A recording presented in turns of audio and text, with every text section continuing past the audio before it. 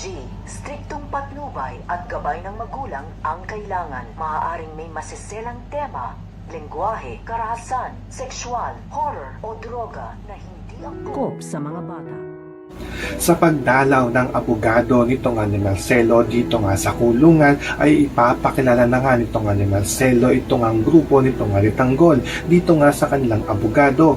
Dahil ito nga si Marcelo ay nangako nga ito dito nga kay Tanggol at sa kanyang grupo na tutulungan nga nila dito ito nga si Tanggol at ang kanyang grupo upang makalaya na nga rin ito dahil nakumbinsi nga nito nga ni Marcelo ito nga si Tanggol na hindi na nga daw ito tatakas dahil gagawin nga nito nga ni Marcelo ang kanyang makakaya upang makalaya nga daw sila pare-pareho. At dahil pumayag nga dito ito nga si Tanggol ay makikilala na nga nila dito ito nga ang abogado na hahawak nga sa kanilang kaso upang tuluyan na nga silang makalaya. So pakakaabangan nga natin dito kung makakalaya na nga ba ito nga si Tanggol at ang kanyang grupo at pati na nga dito ito nga si Marcelo. Yan ang ating mga pakakatukan at pakakaabangan dito nga lang sa FPJ's Batang Quiapo.